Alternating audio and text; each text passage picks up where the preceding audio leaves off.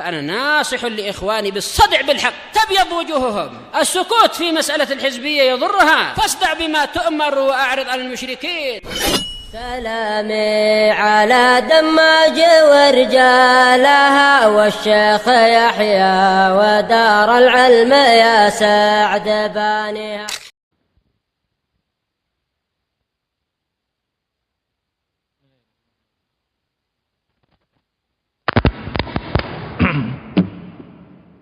الحمد لله حمدا كثيرا طيبا مباركا فيه كما يحب ربنا ويرضاه. أشهد أن لا إله إلا الله وحده لا شريك له وأشهد أن محمدا عبده ورسوله صلى الله عليه وعلى آله وأصحابه ومن تبعهم بإحسان إلى يوم الدين. أما بعد، ikhwani fillah rahimani wa rahimakumullah.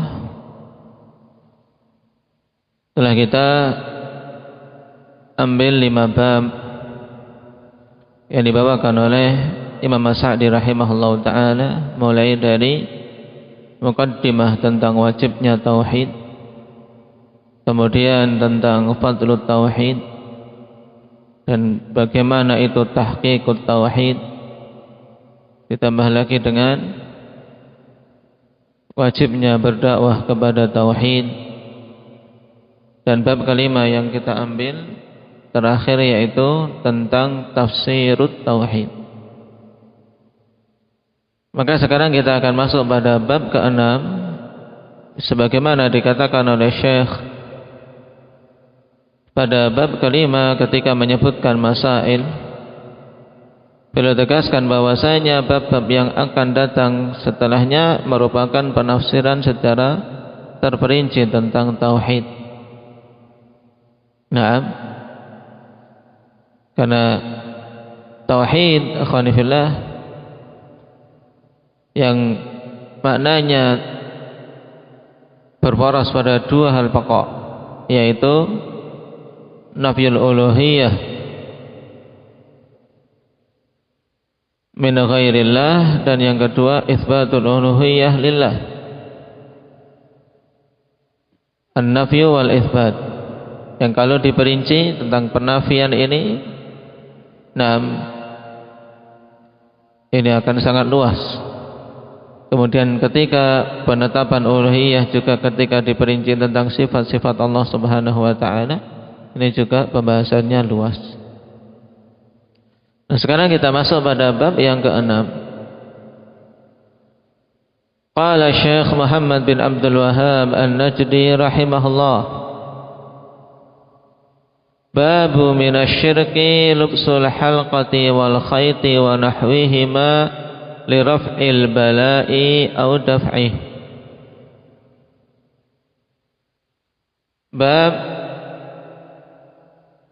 termasuk dari kesyirikan yaitu lubsul halqah wal khayt. Nanti akan diterangkan masing-masingnya. Wa nahwihima, itu memakai cincin-cincin, tali-tali, gelang-gelang, kalung-kalung dan yang semisalnya, dengan tujuan apa? Li raf'il bala'i au daf'ih, untuk mengangkat bala atau menolak bala. Berarti bab ini akhwanifillah intinya yaitu menerangkan tentang hukum memakai cincin, kalung, tali-tali yang diikatkan dan yang semisalnya dengan tujuan mengangkat suatu bala atau untuk menolak bala. Hukumnya apa? Dan beliau katakan di awal minasyirki, bahwasanya itu semua termasuk dari kesyirikan.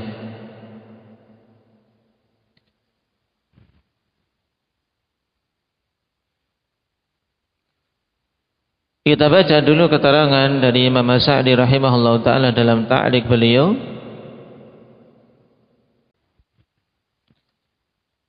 Qala al-Imam As-Sa'di rahimahullah, bab minasyirki lubsul halqati wal khayti wa nahwihima li raf'il bala'i aw daf'i. Qala wa hadzal babu yutawaqqafu fahmuhu ala ma'rifati ahkamil asbabi wa tafsilil qawli fiha. Bab ini pemahamannya terhenti pada pengetahuan tentang hukum-hukum sebab dan perincian pembicaraan tentangnya. Nah, dan ini bagusnya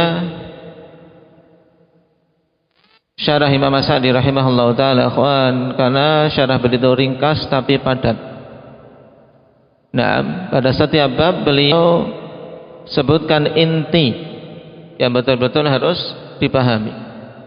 Jadi untuk kita bisa memahami hukum dari apa yang disebutkan dalam bab ini, ya, ini kita harus memahami terlebih dahulu tentang apa? Hukum-hukum sebab dan perincian tentang hukum sebab. Naam. Baik. Annahu yajibu 'alal 'abdi an ya'rifa fil asbabi salasata umur, bahwasanya wajib atas para hamba untuk mengetahui pada sebab-sebab itu 3 perkara.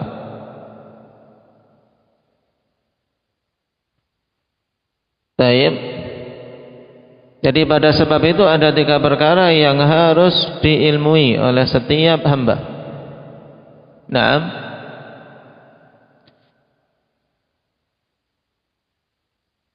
Ahadaha alla yaj'ala minha sababan illa ma thabata annahu sababun syar'an aw qadaran. Yang pertama, untuk hamba tersebut tidak menjadikan perkara-perkara itu sebagai sebab kecuali apa-apa yang telah sabit secara syar'i atau secara qadari bahwasanya itu sebagai sebab. Paham kalimat ini? Perhatikan. Nah, jangan garuk-garuk terus. Baik. Perhatikan. Yang pertama, yang harus diilmui apa? Yaitu setiap hamba harus mengilmu bahwasanya tidak boleh. Ini kalimat mudahnya, tidak boleh seseorang menetapkan suatu perkara itu sebagai sebab kecuali hal-hal yang secara syar'i atau secara qadari itu sebagai sebab. Paham? Karena penetapan sebab, ikhwan, bahwasanya itu sebagai sebab, ya, itu kembali kepada 2 hal, yaitu penetapan secara syar'i, memang syariat menetapkannya, dan penetapan secara qadari, yaitu berdasarkan pengalaman, berdasarkan percobaan, bahwasanya memang itu adalah suatu sebab. Naam. Contoh, ikhwan, penetapan sebab yang syar'i. Misalnya Allah Subhanahu wa taala tegaskan bahwasanya di antara sebab kesembuhan adalah menggunakan madu. Karena Allah Subhanahu wa taala telah tetapkan memang padanya sebab kesembuhan, fihi syifaa'un linnas. Pada madu itu ada sebab kesembuhan. Maka kita katakan bahwasanya di antara sebab untuk apa? Seorang bisa sembuh dengan mengkonsumsi madu. Demikian pula membaca Al-Quran, ruqyah dengan Al-Quran. Karena Allah Subhanahu wa ta'ala telah katakan tentang Al-Quran, wa nunazzilu minal Qur'ani ma huwa syifaa'un wa rahmatun lil mu'minin. Dan kami turunkan dari Al-Quran itu apa-apa yang merupakan sebab kesembuhan dan rahmat bagi orang-orang yang beriman. Ini penetapan sebab secara apa? Secara apa, Hamzah? Secara syar'i. Taib. Adapun contoh ikhwan penetapan sebab secara qadari, nah maksudnya adalah penetapan sebab berdasarkan pengalaman, berdasarkan percobaan-percobaan. Taib, seperti yang ada pada banyak obat-obatan yang dibuat oleh para apoteker, nah obat-obatan dari resep para dokter. Nah, itu bahwasanya paracetamol merupakan sebab untuk menghilang rasa sakit misalnya, untuk menekan rasa sakit. Ini berdasarkan percobaan. Taib, di mana secara percobaan memang didapati efek yang nampak, efek nyata. Taib. Dan ini yang dipersyaratkan untuk penetapan sebab qadari ya kawan. Taib, bahwasanya harus efeknya zahiran, mubasyiran, efek yang zahir, efek yang nampak, yang langsung. Taib. Hal ini dipersyaratkan kenapa? Agar jangan sampai seorang mengatakan, saya datang kepada Mbah Dukun itu, kemudian saya dikasih jampi-jampi dan sembuh. Bukan ini sebagai sebab yang qadari. Kenapa? Karena efeknya tidak zahir. Tidak diketahui bagaimana hubungannya antara jampi-jampi itu dengan sembuhnya. Taib, terkadang kebetulan, terkadang karena memang syaitan ingin menyesatkan. Taib, sehingga pada sebab qadari dipersyaratkan an yakuna atharuhu zahiran mubasyira. Harus asarnya itu zahir, nampak, mubasyiran secara langsung. Sebagaimana ditegaskan oleh Syekh Ibnu Utsaimin rahimahullahu taala. Juga dari perkara yang dihalalkan secara syar'i. Kenapa? Sebab kalau tidak dihalalkan secara syar'i, ini juga dilarang untuk dilakukan. Taib. Ini untuk menerangkan tentang jenis sebab, akhwan. Maka pada poin yang pertama yang harus diilmui, ya, poin yang pertama yang harus diilmui tadi, bahwasanya kita ini tidak boleh menetapkan suatu sebab sebagai sebab kecuali dengan jalan apa? Dengan jalan syar'i atau qadari. Itu intinya.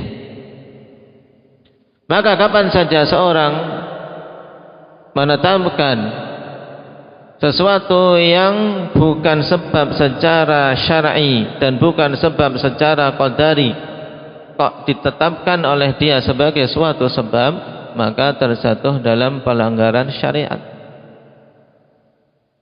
Dan hukumnya bagaimana? Nanti akan diperinci. Ada yang hukumnya sampai tingkatan syirik akbar, ada yang hukumnya syirik asghar. Walaupun hukum asalnya dalam masalah ini syirik asghar. Misalnya kawan, seorang ingin agar anaknya tidak rewel terus setiap malam. Ini anak kok setiap malam nangis terus. Taib. Kalau sebab syar'i, ya bisa dengan diruqyah, sebab syar'i. Tapi tidak, orang tuanya kemudian keluar ambil sapu, kemudian cari lombok, cari bawang putih, ditusuk kemudian diletakkan di depan pintu. Untuk mengusir bala agar anak ini bisa cepat tidur. Hubungannya ada tidak? Hubungan sebab akibat? Indaka syukran? Tidak ada. Secara syar'i tidak ada petunjuk kalau anak nangis, kemudian apa? Lombok ditancapkan di sapu, diletakkan di depan pintu misalnya. Tidak ada. Secara qadari juga, tidak ada hubungannya. Maka yang demikian masuk dalam syirkul asghar. menetapkan sesuatu yang bukan sebab sebagai sebab, ini hukum asalnya syirik asghar. Itulah yang akan diterangkan pada bab ini. Naam. Taib, punya anak bagus, mulus, lucu. Nah, dia khawatir kalau dibawa keluar maka terkena ain. Kalau istilah Jawanya, nanti bisa apa istilahnya? Apa? Bisa sakitkah atau taib, kena sawan dan seterusnya. Maka kemudian dikalungi dengan kalung tertentu. Taib, dikasih kalung dari tali dengan tujuan apa? Menolak bala atau menolak ain tadi. Maka yang seperti ini apakah ada hubungan sebab akibat? Tidak. Karena dikalungkannya kalung tadi di leher, tidak ada dalil secara syar'i menunjukkan itu sebagai sebab penolak ain atau penolak bala. Tidak pula berdasarkan tajrubah, berdasarkan qadari sebagai penolak bala. Maka hukumnya apa tadi? Tarik syirik asghar. Kapan bisa naik kepada tingkatan syirik akbar? Apabila dia meyakini bahwasanya apa yang dikalungkan itulah yang bisa menolak bala dengan sendirinya. Taib, misalnya di situ dikalungkan logam berbentuk keris. Nah, ini yang khodam pada logam inilah yang bisa menolak bala dari berbagai macam bahaya yang bisa mengancam si bayi. Kalau dia meyakini khodam yang ada di kalung tersebut sebagai penolak bala dan juga sebagai penyebab berkah, bukan penyebab lagi, pemberi berkah, sebagai penolak bala dan pemberi berkah kepada si bayi, maka masuk dalam syirik akbar. Paham? Tsaniha, yang kedua yang harus diilmui, setelah kita tahu ikhwan pada poin pertama bahwasanya untuk menetapkan suatu perkara sebagai sebab harus berdasarkan salah satu dari dua hal, yaitu secara syar'i atau secara qadari. Yang kedua ikhwan, alla ya'tamidal 'abdu 'alaiha. Hamba itu tidak boleh bersandar kepada sebab. Kenapa? Karena sekuat apapun sebab, dia tetap sebab. Sebab tidak akan memunculkan akibat kalau Allah Subhanahu wa taala tidak mengizinkan. Paham? Makanya pada poin kedua ini yang harus diilmui oleh setiap muslim maupun muslimah bahwasanya semua hamba tidak boleh dia bersandar kepada sebab. Tidak boleh. Seorang berobat, pergi ke dokter, tidak boleh dia menyandarkan kesembuhannya kepada dokter. Karena apa? Karena itu hanya sekedar sebab. Meminta kesembuhannya kepada siapa? Pada Allah. Makanya dikatakan oleh Syekh, bal ya'tamidu ala musabbibiha wa muqaddiriha. Bahkan yang wajib atasnya adalah bersandar kepada musabbibiha, zat yang menetapkan sebab dan zat yang menetapkan takdir. Ma'a qiyamihi bil masyru'i minha wa hirsihi 'alan nafi'i minha.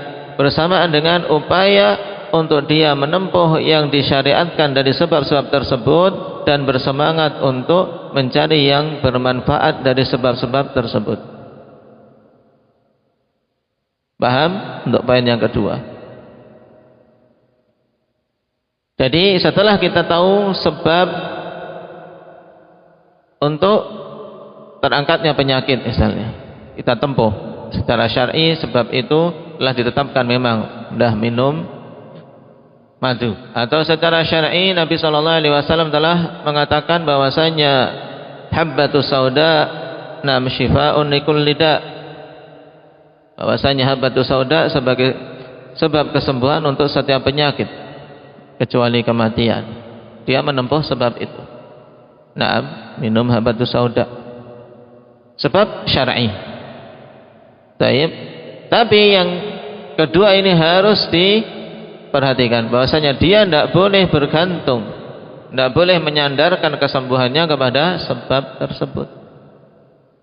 Tapi kepada siapa dia harus menyandarkan perkaranya? Indak ya Afif.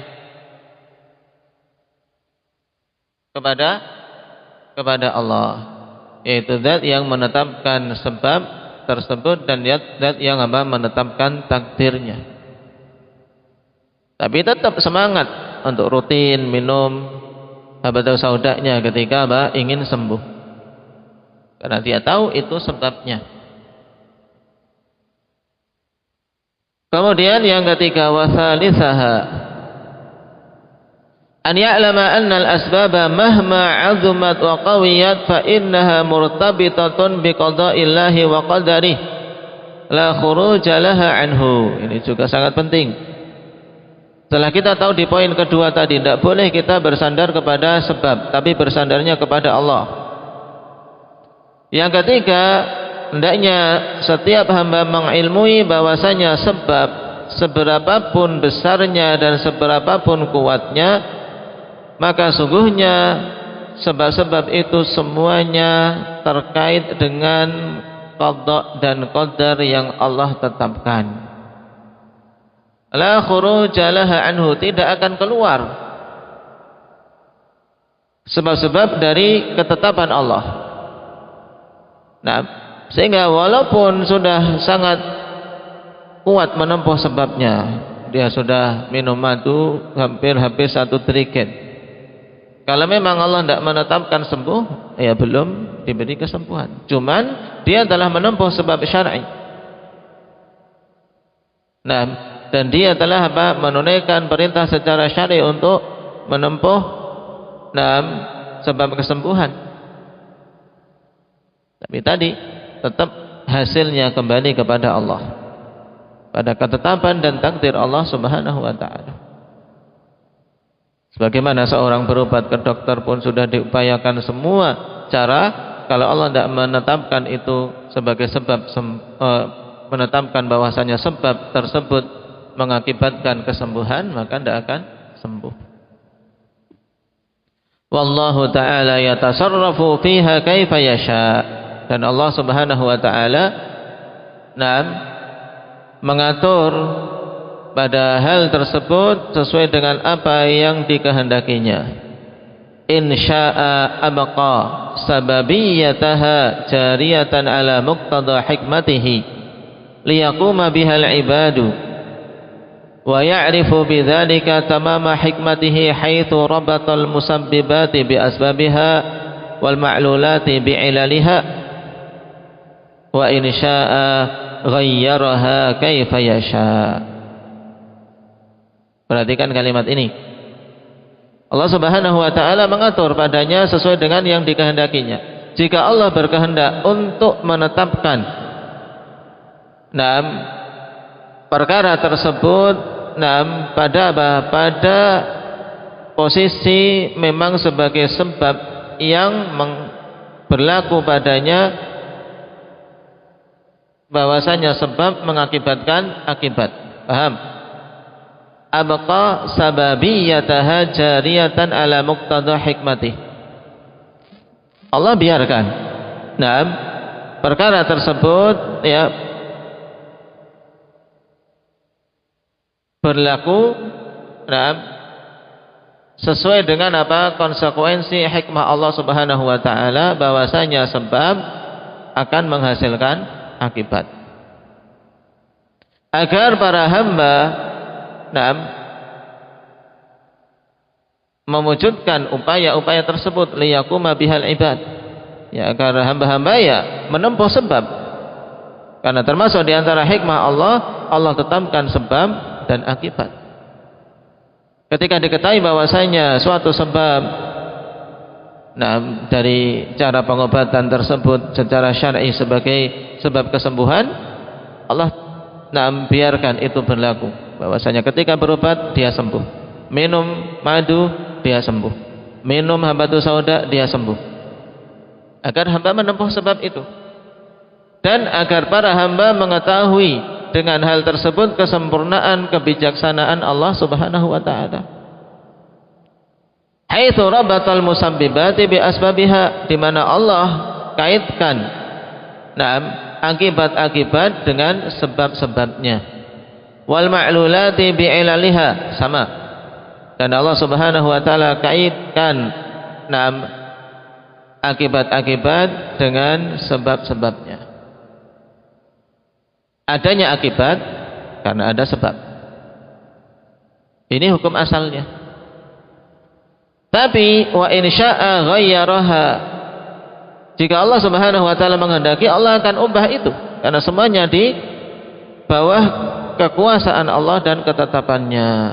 Wa in syaa ghayyaraha kaifa yasha, dan apabila Allah kehendaki maka Allah akan ubah sesuai dengan apa yang dikehendakinya. Apa hikmahnya? Apa tujuannya? Li'alla ya'tamida 'alaiha al-'ibad, agar hamba itu tidak bersandar kepada sebab-sebab tersebut. Wa liya'lamu kamala qudratihi, hikmah yang kedua, agar hamba-hamba itu mengetahui kesempurnaan kudrah Allah, bahwasanya semuanya kembali kepada kekuasaan dan kemampuan Allah. Allah Maha mampu untuk menahan efek dari suatu sebab sehingga tidak menghasilkan akibat, mampu. Sebagaimana Allah mampu untuk menetapkan efek dari suatu sebab sehingga sebab ini betul-betul mengakibatkan akibat. Paham? Paham Ahmad? Dan bingung dari tadi kok sebab akibat saja. Dua kata ini diputar-putar. Ya. Kalau ngantuk ya mumet jadinya. Taib. Berarti ini dua hikmah. Apa dua hikmah tersebut? Ketika Allah menghendaki untuk mengubah sesuai dengan apa yang Dia kehendaki, di mana terkadang sebab yang telah ditetapkan tapi kok tidak memunculkan akibat. Apa hikmahnya? Hendak ya Ilhan?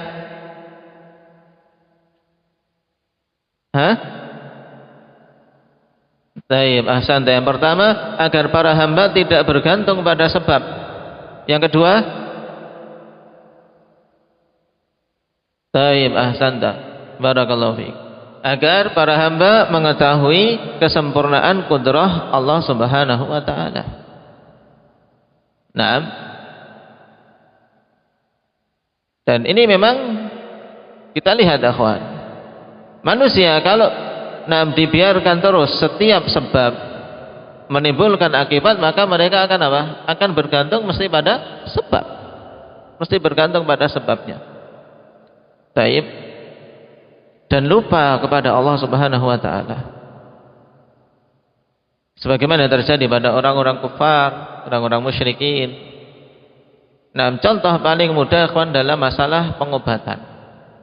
Dalam masalah pengobatan, banyak orang-orang yang tidak memiliki iman, mereka menggantungkan perkaranya ya pada upaya pengobatannya. Lupa di sana ada Zat yang Maha Kuasa, yang bisa mencegah efek dari suatu sebab yang telah ditempuh. Dan sebaliknya, Zat yang bisa memberikan akibat yang luar biasa walaupun sebab yang ditempuh biasa-biasa saja.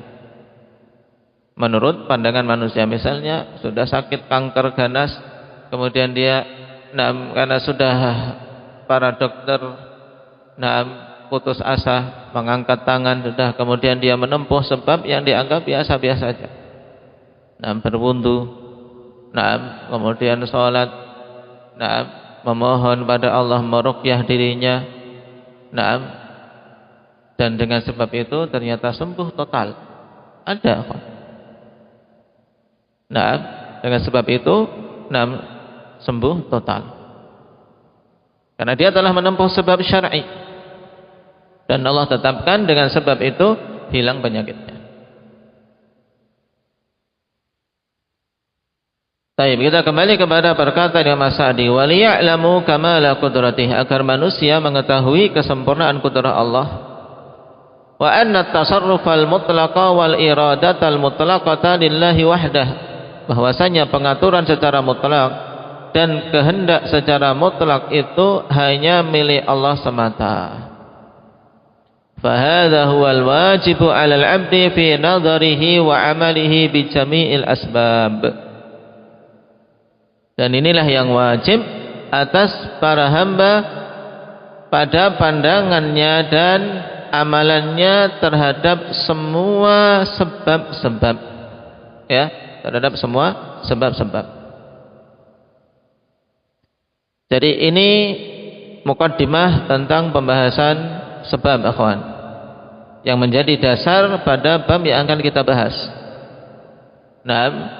Kita simpulkan dulu dengan kalimat yang lebih mudah. Perhatikan Yahya, besok kalau saya tanya harus bisa. Baik, ada 3 hal yang harus diketahui terkait masalah sebab. Yang pertama, tidak boleh seseorang menetapkan suatu perkara sebagai sebab kecuali yang ditetapkan secara syar'i atau secara qadari sebagai sebab.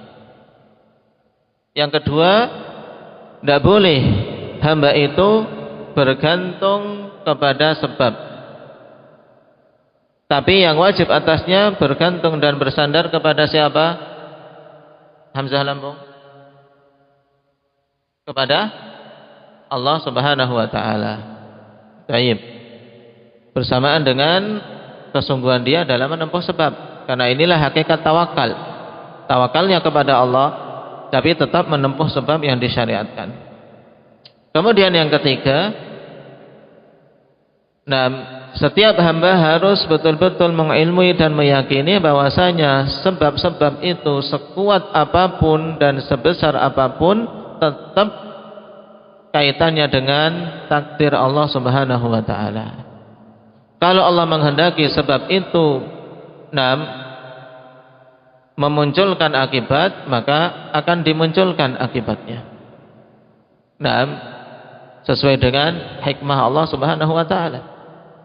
Tapi jika Allah menghendaki sebab tersebut tidak ngefek, tidak memiliki efek, maka tidak akan muncul efeknya. Baik. Kemudian kenapa pada beberapa keadaan Allah Subhanahu wa taala tidak munculkan efek dari suatu sebab, padahal sebab itu telah ditetapkan secara syar'i? Ada dua hikmah tadi. Yang pertama, agar hamba tidak bersandar pada sebab. Yang kedua, agar hamba tahu kesempurnaan kudrah Allah Subhanahu wa taala. Bahwasanya Allah Maha mampu, kemudian Allah lah satu-satunya yang mengatur segalanya. Taib. Ini kesimpulan dari penjelasan Imam Sa'di rahimahullah ta'ala yang sangat penting untuk dipahami, akhwan. Jika paham masalah ini, insyaallah ta'ala pembahasan sangat banyak pada perkara tauhid akan dipahaminya. Barakallahu fikum. Naktafi bihadza walhamdulillahi rabbil alamin.